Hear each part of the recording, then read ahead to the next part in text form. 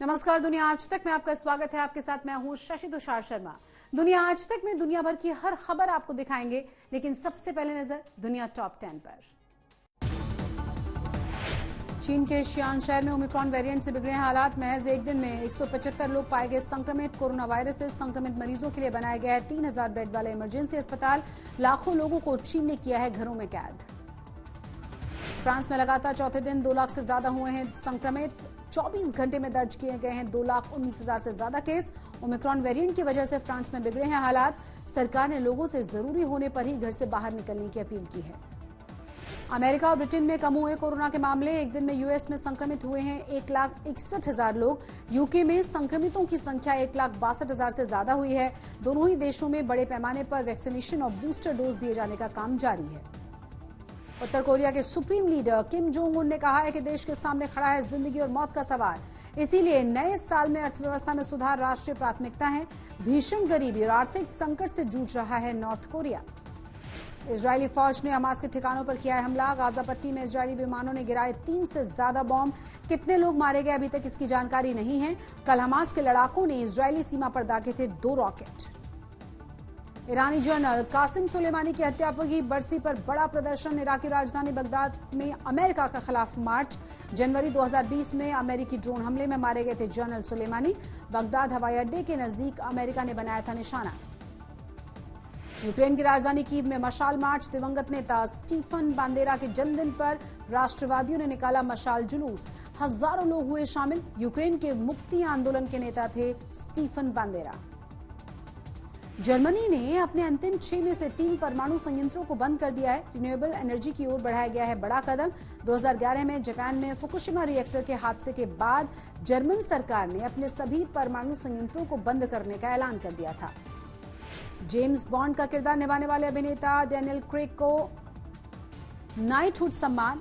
Tennis खिलाड़ी Emma और पूर्व प्रधानमंत्री टोनी ब्लेयर को भी नाइटहुड सम्मान से नवाजा गया है। ब्रिटेन में 1200 से ज्यादा लोगों को मिला है सम्मान। अवार्ड पाने वालों में वैज्ञानिक, अभिनेता, राजनेता और एथलीट शामिल हैं। अमेरिका के कोलोराडो में मौसम की मार। जंगलों में लगी आग के बाद अब भयंकर बर्फबारी। पूरा इलाका सफेद चादर में लिपटा। जनजीवन पर खासा असर। पिछले हफ्ते जंगलों में भीषण आग लगी थी और जल गए थे 1000 से ज्यादा घर। उत्तर कोरिया के supreme leader Kim Jong Un का कहना है कि उनके देश के सामने जिंदगी और मौत का बड़ा संकट खड़ा हो गया है। ऐसे में नए साल में अर्थव्यवस्था में सुधार राष्ट्रीय प्राथमिकता होगी। Kim Jong Un workers party of Korea की 8वीं केंद्रीय कमेटी की बैठक को संबोधित कर रहे थे, जहां उन्होंने सीधे तौर पर अमेरिका और दक्षिण कोरिया का नाम तक नहीं लिया।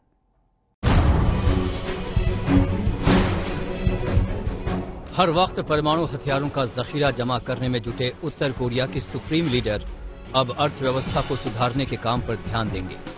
किम जोंग उन ने कहा कि कोरोना संकट की वजह से उनके देश के सामने जिंदगी और मौत का बड़ा संकट खड़ा हो गया है। ऐसे में नए साल में अर्थव्यवस्था में सुधार राष्ट्रीय प्राथमिकता होगी। Kim Jong Un workers party of Korea की 8वीं केंद्रीय कमेटी की बैठक को संबोधित कर रहे थे, जहां उनका पूरा फोकस अर्थव्यवस्था पर रहा। किम जोंग उन ने अपने भाषण में सीधे तौर पर न तो अमेरिका का नाम लिया और न ही दक्षिण कोरिया का कोई जिक्र किया। हालांकि किम जोंग उन ने जरूर कहा कि उत्तर कोरिया अपनी सैन्य शक्ति को बढ़ाना जारी रखेगा, क्योंकि कोरियाई प्रायद्वीप पर अभी भी तनाव है। कोरियन सेंट्रल न्यूज एजेंसी के मुताबिक किम जोंग उन ने माना कि साल 2021 ने उनके सामने बेहद मुश्किल चुनौती खड़ी की। अपने भाषण में किम जोंग उन ने देश में भोजन संकट, खाने की कमी और लोगों के रहने के लिए उचित घरों की जरूरत जैसे जरूरी काम का उद्देश्य भी तय किया। दरअसल कोरोना वायरस को फैलने से रोकने के लिए उत्तर कोरिया ने अपनी सीमा को पूरी तरह से बंद कर लिया था और पूरी दुनिया से कट गया, जिसके बाद अब यहाँ बेहद गंभीर परिणाम सामने आ रहे हैं। कहा जा रहा है कि उत्तर कोरिया के लोग भीषण गरीबी से जूझ रहे हैं और खाद्य संकट उत्पन्न हो गया है। आज तक ब्यूरो। दुनिया के ज्यादातर देश जहां अपनी ऊर्जा जरूरतों को पूरा करने के लिए न्यूक्लियर पावर प्लांट्स लगा रहे हैं, वहीं जर्मनी में अपने अंतिम 6 में से 3 परमाणु संयंत्रों को भी बंद कर दिया है। 2011 में जापान के फुकुशिमा रिएक्टर में हुए हादसे के बाद जर्मनी की सरकार ने अपने सभी परमाणु संयंत्रों को बंद करने का ऐलान कर दिया था।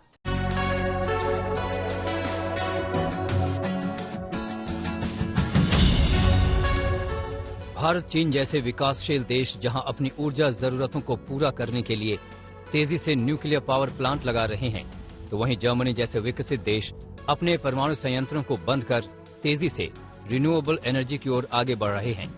जर्मनी ने अपने अंतिम 6 में से 3 परमाणु संयंत्रों को भी बंद कर दिया है। जर्मनी की सरकार ने साल 2011 में भूकंप और सुनामी की वजह से जापान के फुकुशिमा रिएक्टर में मेल्टडाउन होने के बाद अपने सभी परमाणु संयंत्रों को बंद करने का ऐलान किया था। साल 2021 में इन 6 परमाणु ऊर्जा संयंत्रों से जर्मनी 12% बिजली का उत्पादन कर रहा था। वहीं नवीकरणीय ऊर्जा स्रोतों से 41%, कोयले से 28%, जबकि गैस से 15% बिजली का उत्पादन कर रहा था। समाचार एजेंसी रॉयटर्स के मुताबिक जर्मनी साल 2030 तक पवन और सौर ऊर्जा की मदद से 80% ऊर्जा खपत नवीनकरणीय स्रोतों से हासिल करने का लक्ष्य रखा है और अपनी लक्ष्य की ओर तेजी से आगे बढ़ रहा है। बता दें कि परमाणु संयंत्र से काफी सस्ती और साफ ऊर्जा मिलती है, लेकिन ये बेहद खतरनाक भी होती है। साल 1986 में सोवियत संघ में हुई चेरनोबिल परमाणु दुर्घटना ने दुनिया को बता दिया था कि न्यूक्लियर प्लांट कितनी बड़ी तबाही भी ला सकता है। आज तक ब्यूरो।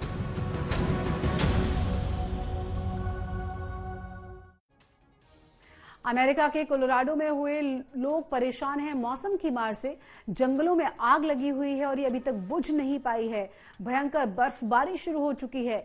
एक दिन में ही 6 फीट से ज्यादा बर्फ गिरी है और उसी वजह से जनजीवन पूरी तरह से अस्त व्यस्त है।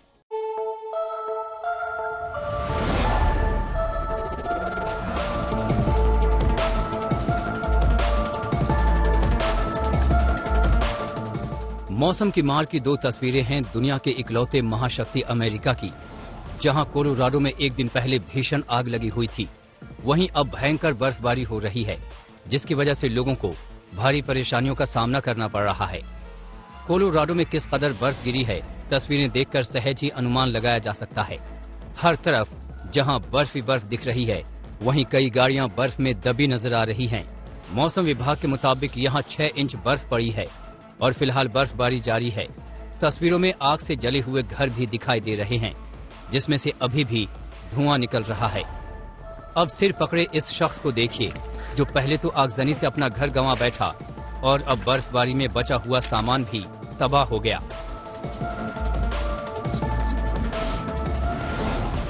दरअसल कोलोराडो के कई कस्बों में कुछ दिन पहले जंगल की आग पहुंच गई थी, जिसके चलते 1000 से ज्यादा घर जलकर खाक हो गए, जबकि बुनियादी ढांचों को भी बड़ा नुकसान पहुंचा।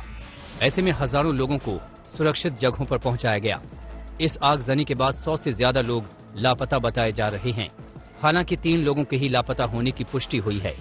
समाचार एजेंसी रॉयटर्स के मुताबिक अभी यहां आग बुझी भी नहीं थी कि भयंकर बर्फबारी शुरू हो गई, जिसकी वजह से जनजीवन अस्त व्यस्त हो गया है। आज तक ब्यूरो।